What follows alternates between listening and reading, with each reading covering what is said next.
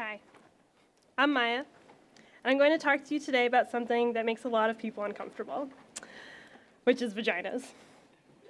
One politician even got banned from the floor for using the word vagina. It's no secret that women's health in this country is always at risk, and if we leave this up to our government, the conversation is not going to move forward. I talked with over 30 women, ages 23 to 45 from across the country, some in liberal areas and some in conservative. However, their stories were all the same. All of them had misconceptions about their bodies and no reliable source of information. One thing that came up over and over again in my research was, I wish I had known. Why don't they teach us this in school? Or, I didn't know about this until I got pregnant. As women get older and reflect on the choices they made, the sentiment of, I wish I had known then what I know now, is frustrating. In my research, I met Edith. Edith was suffering from pain and bleeding and was told by her doctor that she was having a miscarriage, despite telling them that she was not sexually active. She took the medicine that they'd prescribed her and went home, only to discover at her next appointment that she had an ovarian tumor. Her doctors didn't trust her to know about her own body, and Edith didn't have the confidence to stand up for herself. So I looked at the landscape and asked, where do we get our information from? We talk about these things with our friends in our living room, where it's convenient and comfortable, but the information is biased. We read magazines like Us Weekly and Cosmo for sex tips and tracking celebrity baby bumps, where it's fun, but there's no credibility. We talk to our doctors, but it's usually only once every year or so, and it's when we already think there's something wrong. It's never pleasant, and you may not feel like you're able to challenge the things that they tell you. And of course, we all Google search, which is the first thing doctors tell you not to do. Because it's great and you can find out anything, but you can find out anything. And we've all experienced that sometimes more information is not always better. We keep everything segmented in our lives, the sexy and the fun from the practical and the healthy, and we don't address the whole of our problems in any one spot. It leads to uninformed decision making. One positive note that I found was that given the opportunity, women love talking about this stuff.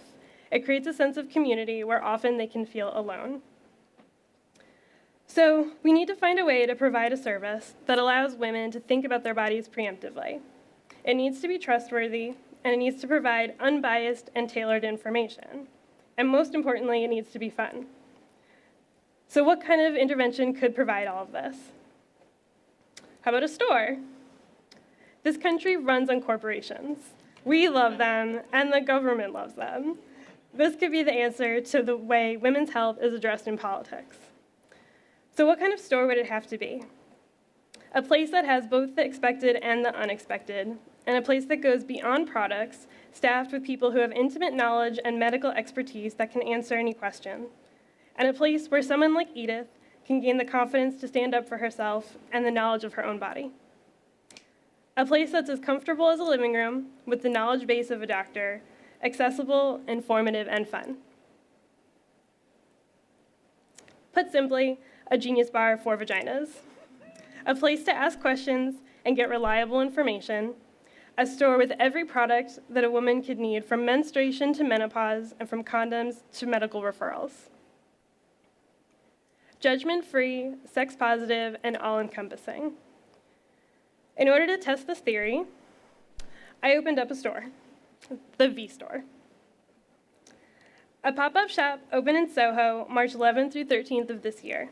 We had over 120 customers, which was a diverse group of men and women, ranging in ages from early 20s to over 60s, different ethnicities, and different gender and sexual orientations.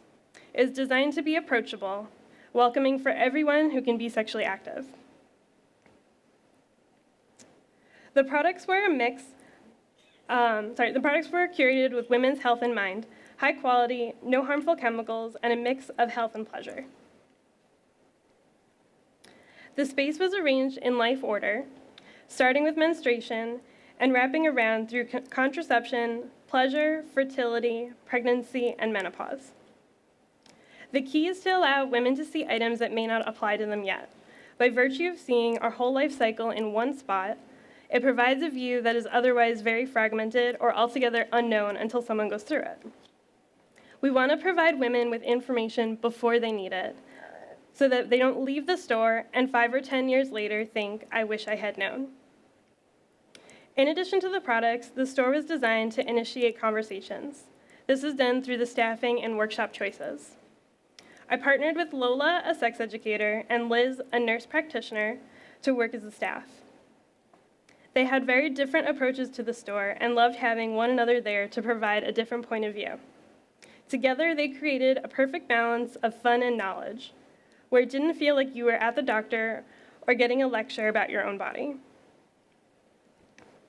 The workshops were curated first on wanting to appeal to a wide range of audiences, and second, to cover the many topics that the store was designed to deal with, from the history of birth control to how to choose your first sex toy. The main goal, however, was to start conversations between the customers and that the customers can have with the other people in their lives. One woman said, I went to the shop with my mom and it was great. She's so proud to be a woman. I'm not sure I would have seen that side of her had I not visited the shop with her. This has helped change women's views and the way that they share information with each other. Many of the women left saying that they felt more secure in their choices and confident in asking what they want from their doctors and their partners. The store affects women on an individual level. It's about breaking down barriers and creating an open space where previously there was only more of a hidden language. We don't need to think about our sexual sides and our everyday sides as two separate entities. As already established, women love talking about these things. So when a customer leaves, she then spreads the word about what she has learned. We're infusing factual, usable knowledge into living room conversations that are already happening. And this will have an effect at the national level as well. While the store itself is limited to a physical location, its reach will not be. Conversations will start to change, and we'll see the spread of influence. By starting in liberal major cities and targeting women who are already invested in their health and public health, we can start to branch out into areas that are harder to reach. What I see for the future of women's issues is it no longer being thought of as soft or secondary. It can be depoliticized, and women can gain back control and make it fun in the process. Women can get access to the information and decision-making tools no matter where they live. In the words of many of my customers, how is this not a thing already? But it will be soon. Thank you.